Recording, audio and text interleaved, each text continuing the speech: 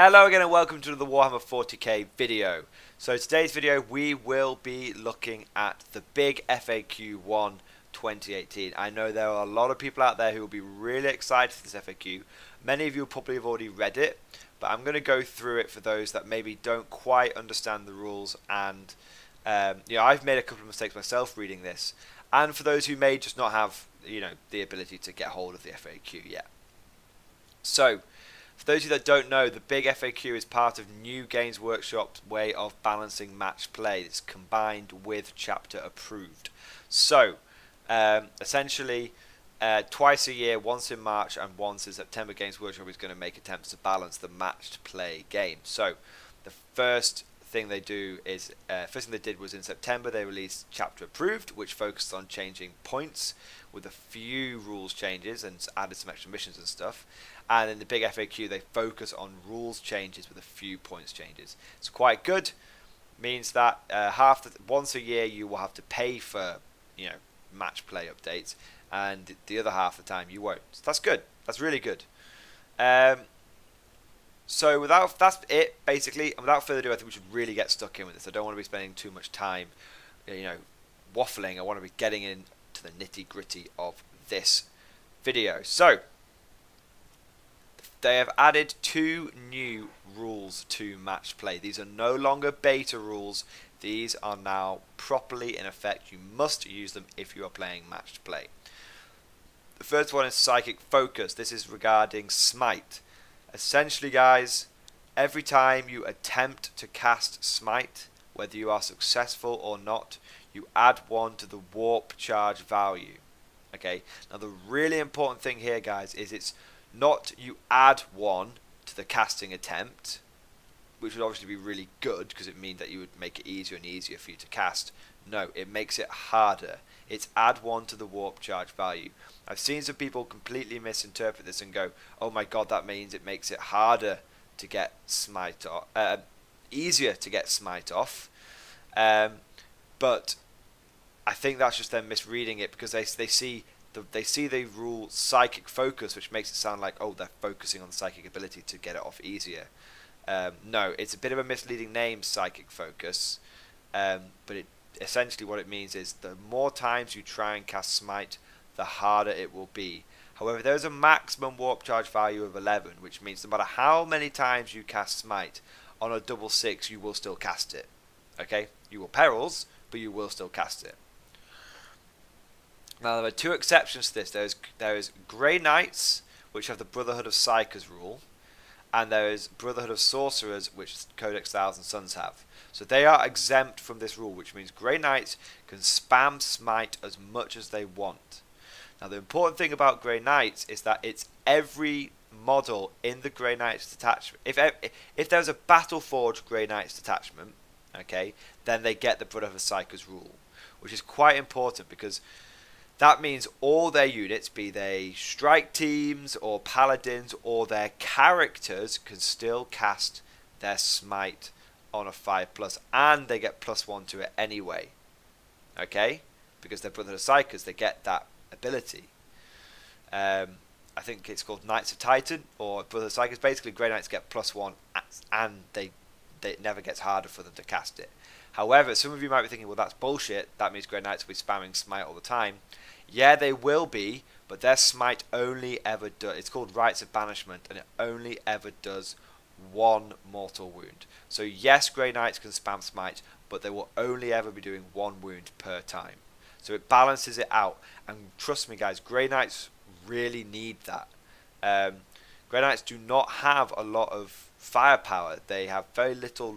If you look at pure Grey Knight units like Strike Squads and Paladins and Terminators, they don't have really any long range anti-tank. They have very few ways of cutting through enemy armor.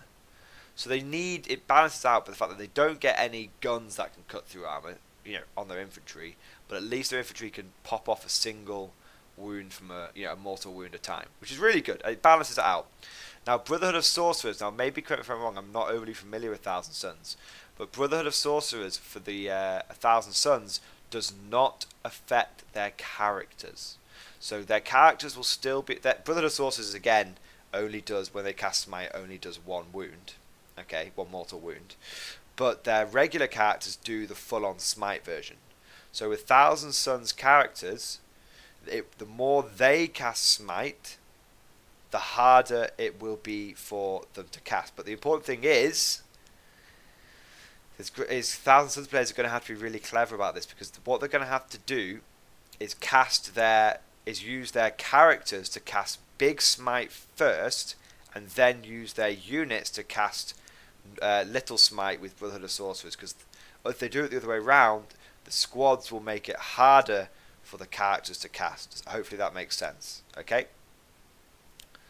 Now, that's the first rule. So Smite has been nerfed. Okay, Smite has been properly nerfed there, but not nerfed to the point of being unusable. Just nerfed to the point now where you shouldn't really be relying on your entire army to smite things to death. Smite is now a support power rather than a full-on OMG Xbox fuck huge 360 no scope power. Okay. Now, the next one is targeting characters. As far as I'm aware, this is the only thing that's changed here, is they clarified its characters with a wound characteristic of less than 10. When they first released, basically, I'll read it out. An enemy character with wound characteristic of less than 10 can only be chosen as a target in the shooting phase if it is both visible to the fire model and is the closest enemy unit to the fire model. Ignore other enemy characters with wounds characteristics of less than 10 when determining if the target is closest enemy unit to the firing model. This means that if any other units other than characters with the wounds characteristics of 10 are closer, whether they are visible or not, then the enemy characters cannot be targeted. Okay, so this has not really changed much from the beta rules, or from chapter approved. The only thing is, in chapter approved they just said an enemy character with less than 10 wounds. Which obviously was a bit confusing, because people were like, well, what if you've got like a 12 wound character then drops down to 9 wounds? They've got rid of all that ambiguity now, all that bullshit. It's characters with less than 10 wounds characteristic, a wound characteristic of less than 10. Nice and simple. I think we all knew what Games Workshop meant there, so it was just some people trying to abuse the game. Okay, now the next couple of rules, these are beta match play rules. So the first two are in for show. Beta match play rules are ones that you can choose to use. Well, following our feedback, we're introducing two new beta match play rules, Tactical Reserves and Battle Brothers. As there are previous beta match play rules, do let us know what you think. So these are kind of like, yes, they are in effect, and yes, you should be using them, but they're not officially in there yet. They are semi-optional. You will find pretty much any tournament and any sort of, I don't like using the word, but proper match play game will be using these rules going forward. Okay, and if you want to prepare yourself for the future battles, you should be using these two as well. Okay, so the first one is Tactical Reserves. There's a lot of waffle about how they intended it to work and blah blah blah blah blah. Basically, guys, it's really simple. Okay, if you have units which come in from reserve, be that outflanking or be that deep strike, okay, if after the first turn they come in, so in terms of guard players, think of the dagger of Tukashaka Ra, whatever it is, and the Talon ambush stratagem, think of that, okay, or Rough Riders, or Kazakin / Stormtroopers, okay, anything like that, anything that once the game has started comes in, okay, half your points must now be set up on the table. Okay, so before it was half your units. So what people were doing is we're taking some really cheap units, okay, really cheap units, and what they were doing is, let's say they were taking 20 units, 10 of them would only be worth about like 300 points, and the other 10 would be worth like 1,700 points, and so people were deep striking in like huge sort of damage dealing units. Now If you have 1,000 points in reserve, you must have 1,000 points on the battlefield. Okay? So, that is really, really big. Okay? That affects quite a lot of armies. In terms of how it affects Imperial Guard, basically, if you're running like a pure Scion army, you're gonna have, you know, be a bit more careful with how much you bring it in. It shouldn't affect Guard too much. I mean, if you were running like loads of Kazakin and loads of Talon and you were outflanking galore and deep striking galore, maybe it affects you, but I don't see it really affecting Imperial Guard. It might affect you a little bit. Okay. Now there's a second part. The second part is if you want to deep strike / come in by reserves on turn 1, you can only come in your deployment zone. That is massive. Okay? That is absolutely massive. What that means, guys, is if you are taking, from the point of view of how it affects your army, if you're taking the Talon stratagem, or you're taking a lot of Scions, if you want to bring them in turn 1, they're only going to be set up in your deployment zone. Essentially, making it pretty useless. Or you have to wait until turn 2. You could just wait until turn 2 and bring them in then. Okay? Now that is really going to shake up the meta. That's really going to shake things up. There are a lot of armies which rely on, not rely, but have got used to being able to turn 1 deep strike and charge, or turn 1 deep strike and just butt rape people, like the Guardian bomb that Eldar had. That is now pretty dead. Okay, well, not dead, but it's a lot easier to kill the support units, and then the Guardians will come in and they'll be kind of unsupported. It's just harder. It's still doable, but it's just harder. There are 2 exceptions to this. Okay, number 1, Genestealer Cult. Genestealer Cult and their Cult Ambush ability, they can do whatever they want still. That is a huge boost to Genestealer Cult.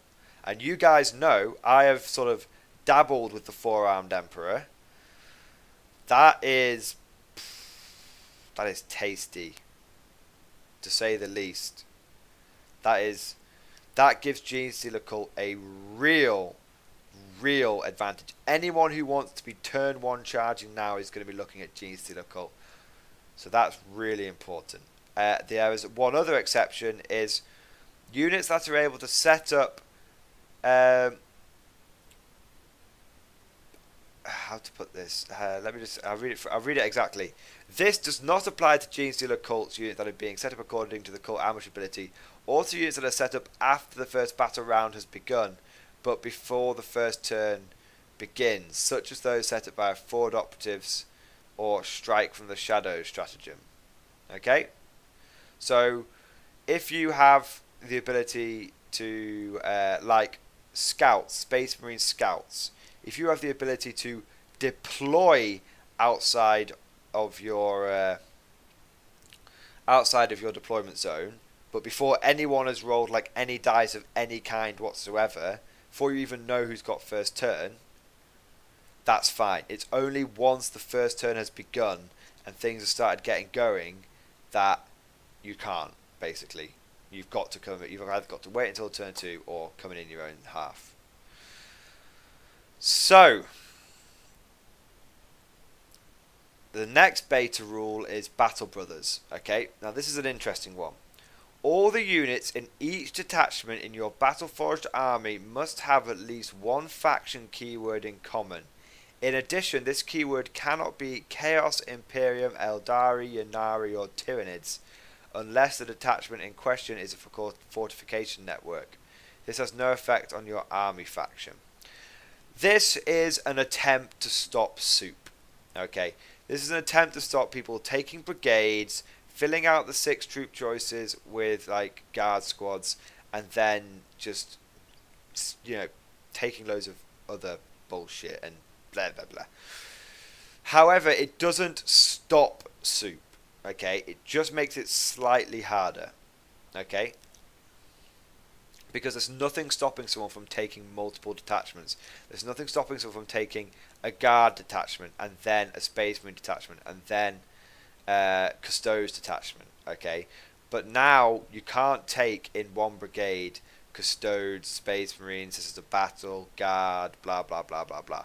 So it is really good because it makes it kind of inefficient to run a soup brigade now, because I mean, a good example is I saw someone in the Facebook group I'm part of was like, well, for the low price of 689 points, you can get yourself a guard brigade, and that'll give you 15 command points, which we'll get to later. And it's like, yeah, but 689 points of just non-upgraded guard is like, and I haven't checked to see if that's exactly right, by the way, but you know, let's say 700 points of unupgraded guard just to get yourself some more command points. Let me tell you, that is not great. That is really not great. It makes it very inefficient to run soup, but makes it much more, and I hate to use this word with 40k, realistic. Because realistically, yes, Space Marines and Guard would fight alongside each other, but realistically, Space Marines and Guard would be in their own groups. Space Marines typically don't, you know, outside of people like salamanders, won't really fight alongside mortal humans. They won't. They don't like it. Go read Hell's Reach. The Black Templars disdain the humans that are they're forced to defend. You know, they're eventually they earn their respect, but to begin with, they see them as just getting in the way. And a lot of Space Marines are like that. A lot of Space Marines, the Crimson Fist until the Rin's World incident, were really like that. And you know, it's quite effective fluff-wise, and it reminds me of a scene from the book Cadian Blood, which is a really good book, by the way, where the Guard are in, you know, there's an Imperial Guard general who is in overall command of the mission, but there's a Space Marine captain there. Now, technically, obviously, the general should be able to order the captain around, but he's not going to, and that on the battlefield would represent you having a, you know, a main, let's say like a brigade of Imperial Guard, and your warlord is an Imperial Guard warlord, but then you have this little sub-faction, maybe a little battalion of Space Marines, and they're there and they're fighting alongside your Guard, but they're separate. They're doing their own thing. They're separate. So I do really like that rule. It means that if you want to soup, go ahead. It's just less efficient. Okay? Nothing stopping you from doing it, it's just less efficient. So that's really good. Now, going through, there's a page of sort of related errata looking at damned legionnaires. I'm not really going to cover that. It just means basically you can take some legionnaires in a, it just means it's to help keep Legion of the Damned like legal. And there's one for Sisters of Silence. There's ones for assassins. There's the rule clearing up the Yunari thing. Basically, with Legionnaires of the Damned, Sisters of Silence, and assassins, you can take them in a like a Vanguard detachment, okay, but you don't need to take an HQ choice with that Vanguard detachment. Okay, so you would just take 3 squads of Legionnaires, 3 squads of Sister Silence, and 3 assassins if you wanted to. Okay, you wouldn't have to take then like a tax HQ unit. It's just to help them work with the new Battle Brothers rule. Okay, the Yunari thing, that's just cleared up. Basically, you can't soul burst for days, blah blah. Certain things are allowed to be Yunari, certain things aren't. Not really going to take a big look at that because this video is already 20 minutes long. So moving on to the next important thing, Detachment command benefits. If you run a brigade now, you get +5 command points, which means you would get, if you ran a brigade and you were battle forged, you would get 8 command points. Not brigade, a battalion. If you run a battalion, you get +5 command points. That's 2 more than you were getting. If you run a brigade, you get +12 command points. You heard me right. You don't get 12 in total. You know, 3 for being battle forged, 9 for being brigade. You get +12, which means if you run a battle forged brigade, you are getting 15 command points. It is very easy for the Imperial Guard to run a brigade and a battalion. For example, if you run a brigade of 1 regiment and then a battalion of Militarum Tempestus, a tactic that I have been advocating for quite some time now. That will give you 20 command points. Holy fuck. That is amazing. That's absolutely fantastic. That makes my Armageddon Steel Legion even more powerful. Now, there's another rule, Tide of Traitors. Now, I thought when I first saw this, when I first saw the FAQ Tide of Traitors for the Chaos, I thought they were going to make it cost reinforcement points, like send in the next wave. They haven't, okay? But it's kind of better, kind of worse. You can use Tide of Traitors, and it will not cost you any reinforcement points, but you can only use it once per battle now. So you can only ever get Cultist Bomb. It's kind of good, kind of bad. The thing with Tide of Traitors is that no one ever really got it off more than once anyway. Okay, just because so many people knew how effective it was that it would come in and just kill something, and then would just generally just get absolutely focused down and destroyed. Now it's just not as bad. Now at least if you just kill a few, your opponent, if you kill the majority of you, at least your opponent can only bring them back once. It's still really powerful, and I think overall it probably would have been better if it cost reinforcement points, but as it is, whatever, it's cool, I don't mind.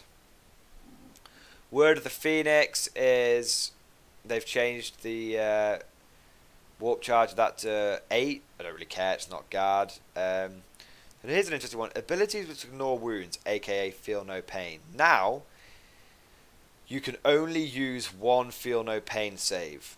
If you have more than 1, you can choose which one you use. A good example of this is a Space Marine Iron Hands Venerable Dreadnought. Now, a Space Marine Iron Hands Venerable Dreadnought, a Venerable Dreadnought has a 6-up feel no pain, and the Iron Hands tactic has a 6-up feel no pain. Now, previously, what people were doing is they were taking both. So, let's say a Dreadnought took 6 wounds from a las cannon. They would they'd roll 6 dice to try and ignore the feel no pain for the Dreadnought, and then let's say they saved 1 of them, they would get to try again with 5 more dice for the Iron Hands chapter tactic. Now they've got to choose. They've got to choose which one you're going to use. Okay, so that's kind of cool. I think that's done in regards to, like, if people were taking like Plague Marines and then making them Slaneshi Plague Marines, and then what they were doing is they were putting like Delightful Agonies on them. I don't know if this is legal, but this is like an example. So your Plague Marines have a 5-up feel no pain followed by a 5-up feel no pain. That's why they've got rid of it, basically. Now, the next big thing is organised events. This is the thing that I was talking about in my FAQ rumours. So I want to say, guys, I had a few comments where people were saying, you're just chatting shit. You shouldn't be spreading rumours. Why don't you think before you post a video? I would like to say respectfully to those people, go fuck yourself, because I was 100% right. Okay? Not to sound arrogant, but I was 100% right. And I don't post rumour videos unless I'm sure. Okay? And if more information comes to light, I then correct myself in a follow-up video. So, basically, guys, Games Workshop, the really important thing to point out is that this is a guideline. Games Workshop specifically says we suggest using the table below, as well as the helpful guide for the size of the battlefield. It's a guide, okay? It's a suggestion. What you will have to remember, guys, is that in your normal games that you're playing with your friends, you are under no obligation to use this new upcoming rule, okay? No obligation whatsoever. However, if you are playing in a tournament and you're practicing for a lot of tournaments and you expect to play in a lot of tournaments, then be prepared to use this change. The change is basically, guys, like I said, in 2,000 points, between 1,000 and 2,000 points, the number of detachments you can use is 3, and the number of times each data sheet can be included is 3. Okay. Now, Games Workshop said if you're doing 1,000 points, so 0 to 1,000, they recommend 2 detachments, and 2 number of times each data sheet can be included is twice. And if you're doing over 2,000 points, then it's 4 detachments and 4 times for each data sheet. They've got like a recommendation for game length: 2 hours for 1,000 points, 2 to 3 for 2,000 points, 3+ hours for 2,000 to 3,000 points. Now, there are 2 caveats to this. This does not apply to troops or dedicated transports. Okay, so I am breathing a big sigh of relief, because I was really worried that my Steel Legion were going to get absolutely bummed by this, but it's fine. My 2,000 point Steel Legion army is completely and utterly unaffected. So, to go over, for those of you who aren't sure, basically, if you're going to a tournament, you will only be allowed to use 3 of each data sheet. So 3 company commanders, 3 platoon commanders, 3 commissars, 3 veteran squads, 3 rattling snipers. However, you can take as many troop choices as you want, and you can take as many dedicated transports as you want. Okay. Now, the really important thing is it says number of times each data sheet can be included. I think that means squadrons are good to go, and the people I'm talking to thinks it means squadrons are good to go, because you can, in one data sheet, you can take 3 Lehman Russes in a squadron. So that means in 3 data sheets you could take 9 Lehman Russes. I had a commenter saying that it was bullshit, that his 9 Lehman Russ army was now invalidated. Sir, do not worry, it is not. As far as I'm concerned, it is not. Okay, your 9 Lehman Russ army is safe. In a tournament, you are perfectly within your rights to take 12 Lehman Russes, 3 tank commanders, 9 normal Lehman Russes. Rest easy. Now, there are some 3 things I'm happy about this, and some things I'm not. I'm kind of unhappy with the way it fucks veterans over. I like to take a lot of veterans. I like to take 6 units of foot veterans and use them to support my, like 12 units of Imperial Guardsmen. I can't really do that anymore, so that's a bit of a shame. But from a fluff point of view, it does mean veterans are more veteran. I can see why it would annoy some people, because, like, well, what if you want to take an army like the Tanith, first and only, who are very veteran, or I don't know. It's just it's tough. If I did have a comment who was like a bit upset about the Tanith army being nerfed, how I would recommend it to you, if you are thinking of running an army like the Tanith first and only, and you're worried about this, I would run Scions as your guardsmen with camo cloaks, because they get, like, the camo cloaks represent the +1 arm, the 4+ save. I would use them as like your, the Tanith scouts and Tanith snipers, because they're like infiltrating forward. They've got camo cloaks. That works really well. And then you've got like the original like Tanith first and early from Tanith, and they would be your 3 veteran squads. And then you've got all your troop choices would be made up of like Vervenheimers and stuff like that. So the point I'm trying to get across here is that it does sort of impact fluff armies, but there are ways around it. You can't just have to use your imagination a little bit. The one thing it does limit is Imperial Guard orders. Okay, but the thing is, I know it's going to sound crazy, but I kind of like it. There was literally no reason to take platoon commanders. I found a way of working them into my Armageddon Steel Legion, but there was literally no point in taking platoon commanders, because everyone was just like, you might as well take company commanders. Well, now, because the company commanders are so much more efficient for the amount of orders you can get. Now you can only take 3 company commanders. So you're gonna need to take your platoon commanders, but you can only take 3 platoon commanders. So that's like the maximum orders before regiments and warlord trait stuff you can take is 9. But there are ways to get that up. Number 1, you've got the laws of command. Number 2, you've got the warlord trait, which is like voice of command, which gives you +1 order. Number 3, you have inspired tactics stratagem, and number 4, you have Cadian superior tactical training. So there are plenty of ways to get around not having as many orders. Okay, plenty of ways. Now, the last thing I want to say is they have made some small points changes, and they're really good for Guard. Number 1, they gave Sly Marbo an official points cost, 65 points, including war gear. Very nice. They've balanced some things for other armies, like the stupid chaos bullshit trees are now 85 points instead of 50. That's good. Dark Reapers have increased in price by, I think, 7 points or something crazy. A lot of Eldar things went up in price, I believe, actually. Ravenwing Dark Talons have gone to 180 points. Rebute Gilliman got a 25 point increase. He's 400 points now. Hive Tyrants got made to 190 points, not include Hive Tyrant with wings specifically. 190 points does not include war gear. And then we get to the good stuff, the Imperial Guard stuff. Commissars have gone down in points. Lord Commissars have gone down in points.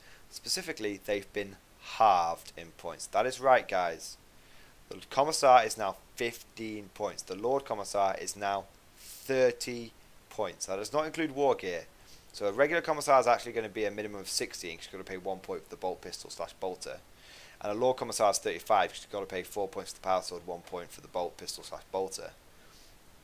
But holy shit, that is amazing. That means Commissars are back on the menu, boys. It just means Commissars are really good again.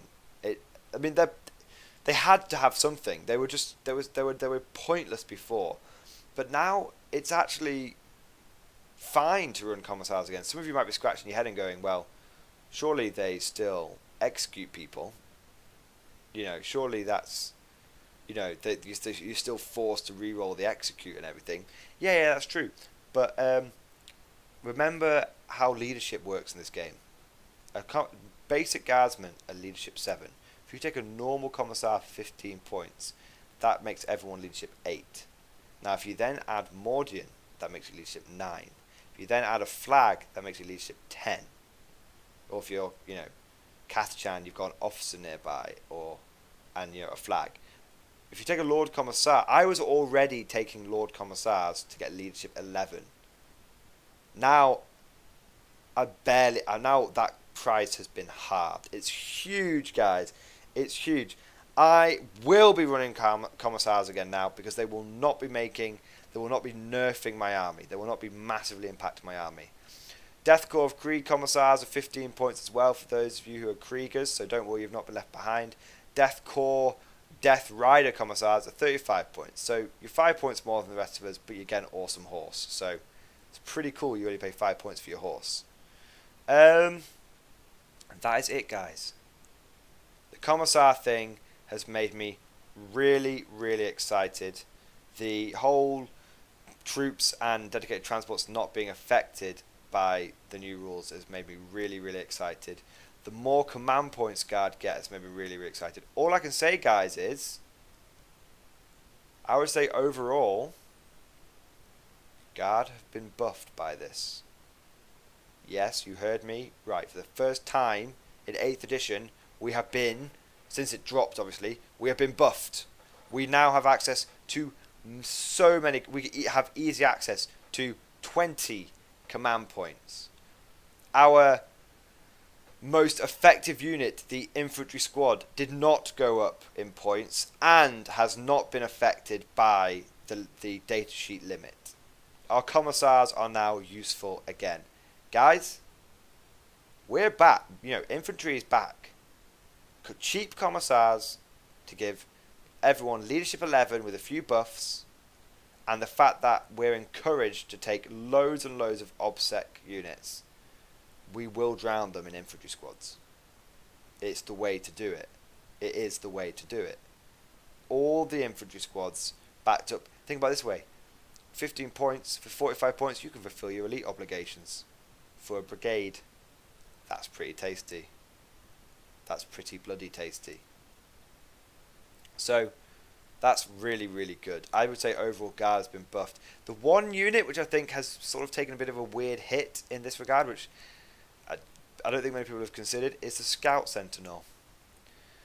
Some of you might be thinking, well, why is the Scout Sentinel taking a hit? Well, the primary purpose of the Scout Sentinel was to scout forward turn 1, to deny enemy deep strikes turn 1. Well, now enemies can't deep strike in your face turn 1. So Scout Sentinels are kind of pointless, because Scout Sentinels would always scout forward and then die. Without failure, they would die. Now there's no point, because they're not pushing the enemy back by a turn. So if anything, guys, Armoured Sentinels are now the correct choice. Which is really good, because I love Armoured Sentinels. Armoured Sentinels are amazing. So, hope you guys have enjoyed this video. I hope it has made a lot of sense, and that it has got you guys really, really excited. I'm looking forward to running Commissars again. I hope you guys are. Leave loads of comments, and of course, I'll see you guys next time.